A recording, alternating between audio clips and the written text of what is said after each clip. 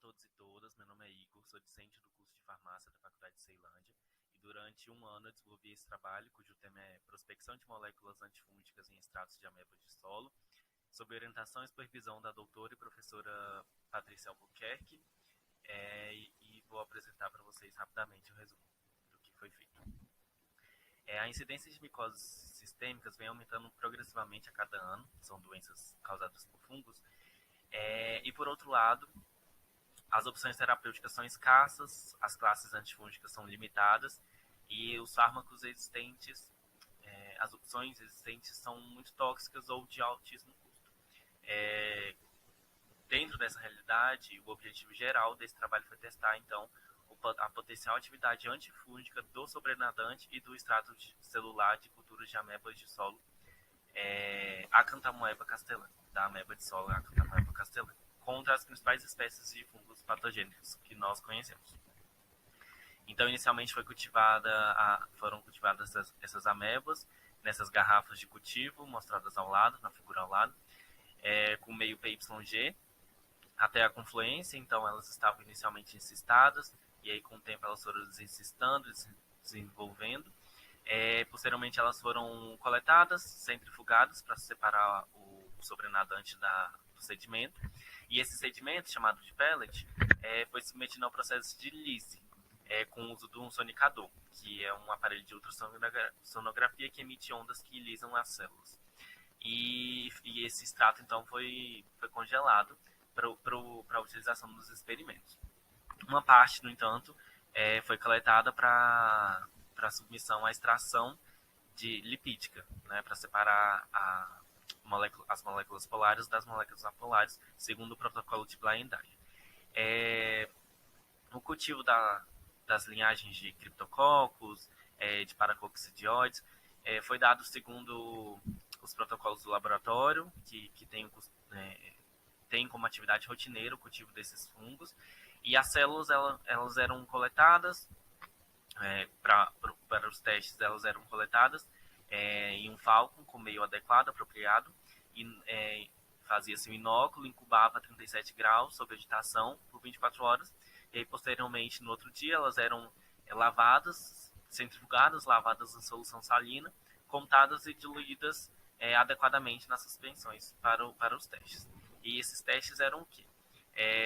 São os testes de microdiluição em caldo, propostos pelo Clinical and Laboratory Standards Institute, o CLSI, que é um instituto de referência nesses testes de microdiluição e de inibição.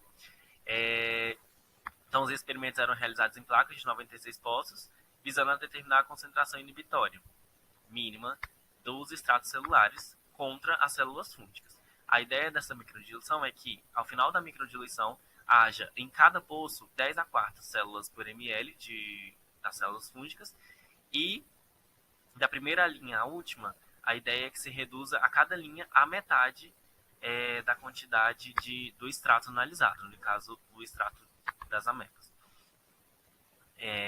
Então, eram feitas diluições, incubava-se por 48 horas, e depois dessas 48 horas se analisava o fundo da placa, para ver se houve o desenvolvimento ou a inibição. Os resultados foram os seguintes. Nos primeiros experimentos com as linhagens H99 e R265 de Cryptococcus e PB01 e PB18 de paracoccidioides, não se observou a inibição com o sobrenadante. Então, por isso, já de início se descartou o sobrenadante para se otimizar o processo. Nos dois experimentos posteriores das triplicatas, tanto de paracoco quanto de cripto, analisando as duas espécies de ambos os fungos, ocorreu a inibição na concentração mínima de 50 microlitros do extrato de ameba de solo, de Acanthamoeba castellana. Já os testes com extratos polares e apolares, após a extração lipídica, ele foi realizado somente em duplicata e somente com as linhagens já mencionadas de Cryptococcus, H99 e R265. No primeiro, utilizou-se uma concentração de 10 microlitros inicialmente e não houve qualquer inibição de nenhum dos dois extratos. Já no segundo, utilizou-se uma concentração 10 vezes maior, ou seja, de 100 microlitros, como a gente fazia com os extratos de ameba.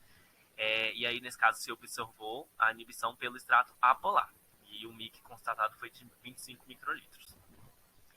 A conclusão a que se chegou é que, de fato, há a ação inibitória dos extratos de Acanthamoeba castellani sobre as células fúngicas testadas, e foi possível apurar, mesmo que superficialmente, que a substância secretada constitui extrato apolar do lisado. Então, a substância que inibe constitui esse extrato apolar. Então, é super relevante a continuidade desses estudos, desses experimentos, principalmente para abranger mais espécies importantes, como Cândida e Aspergillus. Essas foram as nossas referências utilizadas na confecção do trabalho e no desenvolvimento do projeto. Muito obrigado.